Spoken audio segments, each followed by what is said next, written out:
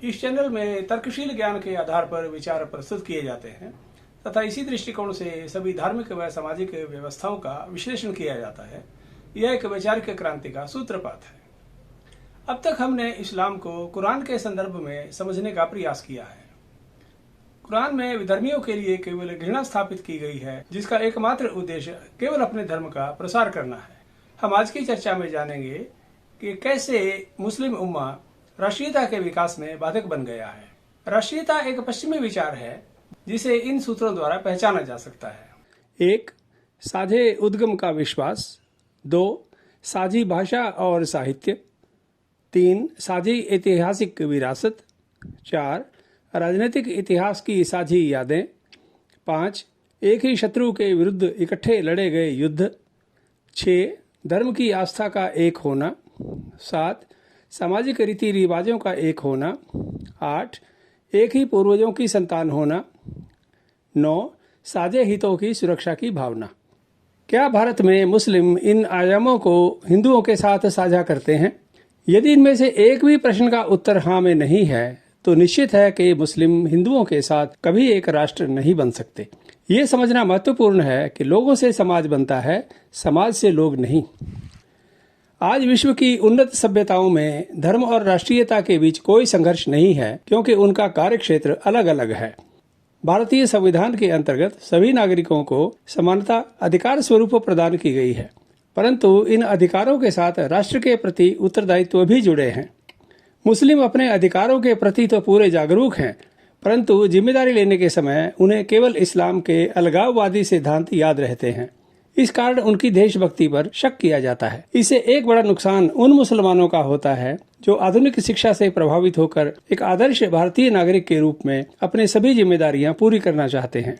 उच्च शिक्षित वर्ग में ऐसे मुसलमानों की कमी नहीं जो राष्ट्रीयता की भावना का पूरा सम्मान करते हैं, परंतु धर्मांध मुस्लिमों के सामने उनकी एक नहीं चलती, क्योंकि धर्म और राजनीति में ऐसे लोगों का कोई दखल नहीं है और वह मुस्लिम मुख्यधारा की आवाज नहीं है। एक मुसलमान के लिए उम्मा अर्थात मुस्लिम भाईचारा उसका आदर्श है, जो उसे राष्ट्रीय पहचान को अस्वीकार करने के लिए प्रेरित करता है। देश की सीमाएं राष्ट्र बनाती हैं। पुनर्जागरण के बाद विकसित हुआ 19वीं सदी का एक यूरोपीय विचार है जिसे इस्लाम स्वीकार नहीं करता। इसलिए मुस्लिम आबादी अन्य धर्मों के समाजों के साथ आत्मसात नहीं होती और स्थानीय कायदे कानूनों के प्रति तटस्थ बनी रहती है। वे केवल शरीयत के अनुसार जीवन जीना चाहते हैं। यह सोच केवल भारत के ही नहीं अपितु विश्व के सभी मुसलमानों में विद्यमान है, जिस कारण मुस्लिम नागरिक किसी भी गैर मुस्लिम देश को अपना नहीं कहते और उस देश की मुख्य धारा में शामिल नहीं होते। इसलिए एक आम मुसलमान स्वयं को भारतीय नहीं कहता, वह स्वयं को भारत में रह रहा एक मुसलमान कहता है। वर्तमान में राष्ट्रीयता का बोध उनके दृष्टि पटल पर नहीं है, क्योंकि उनका धर्म उन्हें इसकी अनुमति नहीं देता। भारत के स्वतंत्रता आंदोलन के दौरान मुसलमानों के नेता जिन्ना ने कहा था कि स्वतंत्रता आंदोलन मुसलमानों को हिंदुओं का गुलाम बनाने के लिए लड़ा जा रहा है और कि उन्हें उसमें तभी भाग लेना चाहिए जब वे हिंदुओं के गुलाम बनने के लिए तैयार हों। अतः जब 1942 में महात्मा गांधी ने भारत छोड़ो का आंदोलन शुरू किया तो जिन्ना के संदेश का मुसलमानों पर स्पष्ट प्रभाव देखा गया। इसके परिणाम स्वरूप अबुल कलाम आजाद जैसे कुछ गिने चुने नेताओं को छोड़कर किसी अन्य मुस्लिम नेता ने इस आंदोलन में गांधी जी का साथ नहीं दिया। मुस्लिम जनमानस में ये बात घर कर गई कि उनका मुस्तकबिल अर्थात भविष्य भारत में सुरक्षित नहीं है। कांग्रेस के प्रचार में ये बातें सामने नहीं आती थी, क्योंकि गांधी हिंदू और मुसलमान दोनों के नेता होने का दावा करते थे। उनका यह दावा तथ्यों के विपरीत था और जिन्ना इस विषय पर गांधी जी को कई बार ललकार चुके थे। जिन्ना गिने चुने कांग्रेसी मुस्लिम नेताओं को गांधी जी का खरीदा हुआ गुलाम बताते थे। कांग्रेस ने धर्म के आधार पर देश का विभाजन रोकने के प्रयास किए, परंतु उसे रोका नहीं जा सका। जिन्ना का यह दावा सच सिद्ध हुआ कि हिंदू और मुसलमान दो भिन्न सभ्यताएं हैं जो एक दूसरे की उलट दिशाओं में विकसित हुई हैं, जिनका साहित्य, दर्शन, परंपराएं, धार्मिक, सामाजिक व राजनीतिक संस्थाएं अलग अलग प्रकार से विकसित हुई हैं। चाहे वे 1000 वर्ष और साथ रहें, वे आपस में कभी सामाजिक संबंध विकसित नहीं कर पाएंगे, न कभी भोजन साझा कर पाएंगे और न उनके सामाजिक व राजनीतिक उद्देश्यों में समानता या ऐक्य स्थापित हो सकता है। जिन्ना के अनुसार हिंदुओं और मुस्लिमों के स्त्री, पुरुषों, कपड़े, भोजन, त्योहार, रीति रिवाज व मानवीयता के मापदंड भी अलग अलग हैं। यहाँ तक कि उनकी शिक्षण संस्थाएं, संस्कृति, आर्थिक संस्थाएं आदि भी भिन्न हैं। जिन्ना ने स्पष्ट कहा कि वे विपरीत दिशाओं में संपन्न हुई अलग सभ्यताएं हैं जिनका जीवन दर्शन व सामाजिक मूल्य, भाषा, कलाएं, नाम, कैलेंडर, न्याय विधि, इतिहास व प्रथाएं, आचार व विचार तथा जीवन की अभिलाषाएं और आकांक्षाएं आदि सभी भिन्न हैं और आमतौर पर हिंदुओं के विश्वासों के उलट हैं। जिन्ना ने यह भी कहा कि उनके अपने अपने समाज के नायक हैं जो परस्पर विरोधी रहे हैं, एक विजेता और दूसरा सदा पराजित रहा है और दोनों को एक ही हल में जोत देने से, विशेषकर जब एक अल्पसंख्यक हो, वे अलग अलग दिशाओं में चलेंगे। इसलिए उनका इकट्ठे रहना किसी के हित में नहीं है। हिंदुओं और मुसलमानों के जीवन में कुछ भी साझा नहीं है जिसके बलबूते पर वे एक साझे राष्ट्र का स्वप्न इकट्ठा देखें। अतः हिंदू व मुस्लिम विचारधारा विपरीत दिशाओं में समानांतर बह रही धाराएं हैं जिनके किसी बिंदु पर मिलने की कोई आशा नहीं है। यह प्रश्न विचार करने योग्य है कि उनमें क्या साझा है जिससे वे एक ही देश में सौहार्दपूर्ण ढंग से इकट्ठे रह सकें। प्रत्येक तार्किक व बुद्धिशाली मनुष्य को इस्लाम धर्म के इस सच को अवश्य जानना चाहिए। मुस्लिम इस देश की मुख्य धारा में शामिल होंगे या नहीं, इसका सही उत्तर जानने के लिए हमें इस्लाम के वर्तमान स्वरूप को समझना होगा।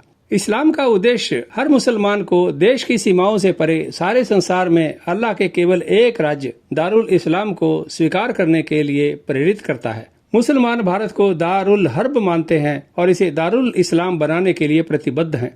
गजवाए हिंद का नारा मुसलमानों के लिए प्रेरणा स्रोत बन गया है। मुस्लिम दिखने की चाह में वे अरबी पहनावा पहनते हैं और अरबी सभ्यता के साथ जुड़ते हैं। इस्लाम प्रत्येक मुसलमान को प्रेरणा के लिए मक्का की ओर देखने का निर्देश देता है, जहां कट्टर वहाबी इस्लाम पनप रहा है, जिसमें अन्य धर्मों को नष्ट करने की मुहिम चल रही है। इस अभियान में पेट्रोल डॉलर सहायक बन रहे हैं।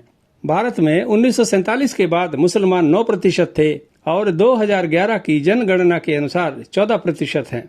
निश्चित ही 2021 के आंकड़े चौंकाने वाले होंगे। कोई आश्चर्य नहीं कि 2050 तक यह संख्या 25% तक पहुंच जाए, जो भारत विभाजन के समय थी। हिंदू आशा करते हैं कि वे अल्पसंख्यक होते हुए हिंदू मुख्यधारा का सम्मान करेंगे, परंतु उनके लिए इस्लाम का परचम और गजवाए हिंद अधिक आकर्षक नारे हैं। वे सह अस्तित्व में विश्वास नहीं करते, इसलिए उनके आदर्श केवल इस्लाम के हिंदुओं पर विजय के प्रतीक मोहम्मद गौरी, तैमूर, चंगेज खां, बाबर, नादिर शाह, टीपू सुल्तान, औरंगजेब आदि राष्ट्रीय नायक हैं। इन्हें हिंदू घृणा से देखते हैं क्योंकि वे उनके धर्म और मंदिरों के विध्वंसक थे। इस्लाम में जिहाद कर धर्म की रक्षा में बलिदान देना एक पुण्य कर्तव्य माना गया है। इसका हिंदू समाज में कोई पर्याय स्थापित नहीं है। अधिकतर हिंदू इस्लाम के इस मर्म को समझने में असमर्थ हैं, जबकि मुसलमान हिंदुओं की इस कमजोरी को जानते हैं। भारत में मुसलमान सभी मुस्लिम शासकों को गर्व से अपना पूर्वज मानते हैं, जबकि हिंदुओं का कोई साझा ईश्वर या सामाजिक आदर्श स्थापित नहीं है। इन्हीं कारणों से मुस्लिम एक संगठित समाज बने और हिंदू संगठित नहीं होते। हिंदू धर्म और राजनीति को अलग करना आवश्यक मानते हैं, जो मुसलमानों को स्वीकार नहीं। हिंदू मुसलमानों के धर्म व धर्मगुरुओं का विरोध नहीं करते, अपितु उनके धर्म के राजनीति में दखल को ठीक नहीं मानते। वे मुसलमानों की धार्मिक आस्था का सम्मान करते हैं, परंतु उनके देश के प्रति निष्ठा व्यक्त न करने से क्षुब्ध हैं। पाकिस्तान के अलग देश बनने के बाद भारत के संविधान में सभी नागरिकों को धर्म की स्वतंत्रता तथा समान सामाजिक व राजनीतिक अधिकार दिए गए हैं। इसका अर्थ है कि भारत में धर्म प्रत्येक व्यक्ति की व्यक्तिगत आस्था का विषय है।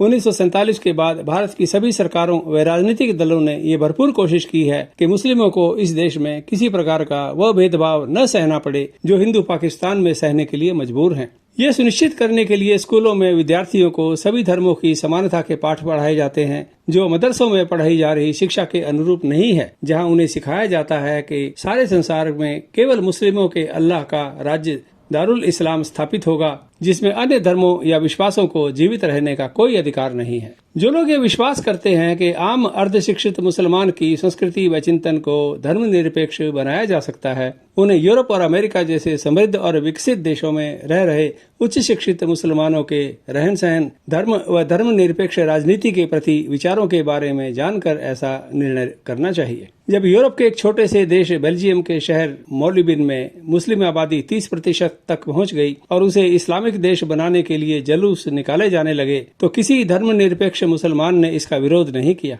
ये सारे यूरोप व अन्य सभी धर्मनिरपेक्ष देशों के लिए एक बड़ी चेतावनी भरा संदेश है। मुसलमान दावा करते हैं कि उन्हें बलपूर्वक अपने अल्लाह का सारे संसार में एक साम्राज्य स्थापित करने तथा कुरान में स्थापित शरीयत द्वारा सारे विश्व का धार्मिक सामाजिक जीवन नियंत्रित और नियमित करने का अधिकार है। इस चर्चा में यह स्पष्ट हुआ है कि राष्ट्रीयता जैसे विचार मुसलमानों को आकर्षित नहीं करते। धर्मनिरपेक्ष देशों में भी इस्लाम अपनी अलग पहचान बनाए रखता है। उम्मा के कारण ही मुस्लिम राष्ट्रवाद पनपता है। हम अगले एपिसोड में भारत में मुस्लिम राष्ट्रवाद के उदय तथा उसमें महात्मा गांधी व जिन्ना की भूमिकाओं की चर्चा करेंगे। धन्यवाद।